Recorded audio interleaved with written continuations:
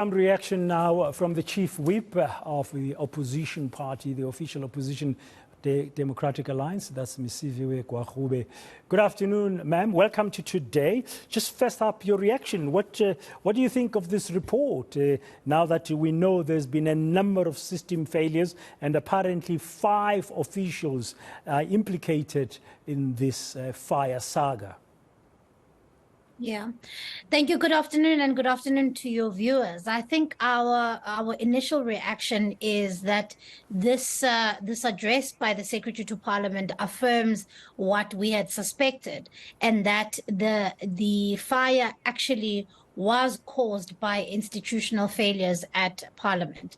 And quite frankly, our view is that that is unacceptable. It is unacceptable when one looks at some of the things that were really basic maintenance things that could have prevented the fire that cost us a building, but not only just a building, Dan. This is Parliament, a symbol of our democracy, which went up in flames.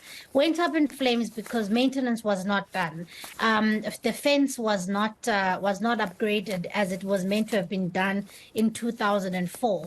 Things like the fire doors that prevent the fire from spreading were not working. Things like CCTV cameras were not working.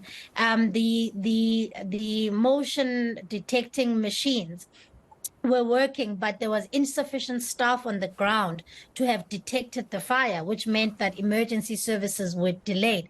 These things are all consequences of bad decisions, that are all consequences of poor leadership. And ultimately, Dan, this has to be now placed on the feet of the Speaker of the National Assembly and the NCOP chairperson, Mr. Amos Masondo, because they are legally responsible for the upkeep of the parliamentary precinct. But it is a shame that now we've got a bill of 2 billion rand to repair the damages of something that could have been prevented. The 5 officials that I understand may be held accountable or implicated there, would they include the Speaker, Nosiviwe Mapisa-Nqakula, and Mr. Amos Masondo of the NCOP? No. So what the secretary was detailing was an investigation, which I'm assuming was done by the administration of Parliament, and we await the full report because, of course, remember, Dan, what he presented were the key findings and a press statement, and not the actual report, where the report would detail a lot more of some of these things, including names and positions and how much does SAPS take some of the blame? How much does the Public Works take some of the blame, and where things went wrong? So this was very much a high-level summary. And so we are still expecting, in fact, the full unabridged report to be tabled in Parliament at the Joint Standing Committee of Financial Management. And we are understanding that the officials that are implicated, those are the staff members of Parliament. But there's also political accountability, Dan, where we are saying that an institution of this magnitude cannot be that it was without a security head for several years. And these things are things that could have been prevented.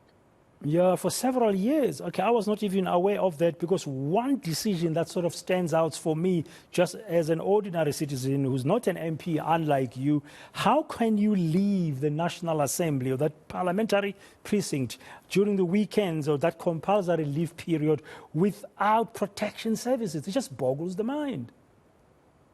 Absolutely, especially if one looks at the fact that the South African Police Service have a particular role to play, which is to guard the perimeter of Parliament. And then the Parliamentary Protection Services are meant to be guarding the assets of Parliament.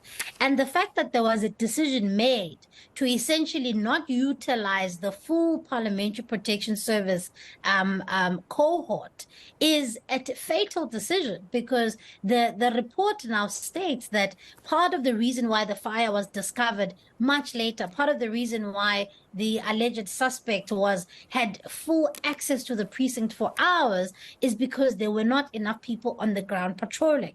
And it is even the admission that there were people who were actually sleeping who were meant to be monitoring CCTV cameras. And so, Dan, for me, this is not just human error, this is criminal negligence. And ultimately, people have to be held accountable. We want to hear those officials, but, you know, we must also move away from the South African phenomenon where things go wrong in institutions, then it is only the officials that are held accountable. We must also ask the question, politically, who is responsible? And the speaker and the chairperson must take some accountability for the institution that they lead, legally speaking. What kind of consequences would you like to see as the DA out of this, besides or in addition to accountability being placed at the doorstep or on the table of the Speaker of the National Assembly, Siviwe Nqakula, and the chairperson of the National Council of Provinces, Mr. Amos Masondo?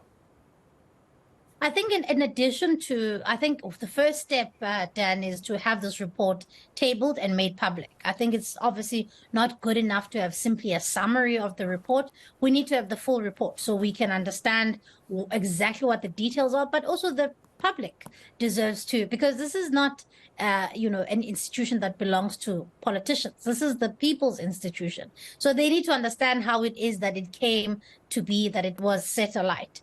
And secondly, I think the most important thing is those people who were found to be wanting in their roles, they need to be disciplined. And that is a labor law process. But I think also then the House needs to consider, do we have confidence in the presiding officers who are presiding over this institution? How do we make sure that this does not happen again? But also, how do we make sure that these things are now rectified? Because again, we've got this 7 years, this 5-year period that we're going to be trying to rebuild the parliament. But the last thing we want is a situation where something like this happens again. And it could be worse. It could claim lives the next time. And so we've got to have those kind of truncated response to this report. Thank you very much for your initial reaction as the DA, that's the Chief Whip of the opposition party in Parliament, Ms. Siviwe Gwarube, just weighing in on the high-level report that was released earlier by Secretary of Parliament about the fire of January last year. We await the full report, and of course there's still a lot that's going to be discussed in Parliament around this matter. Still ahead on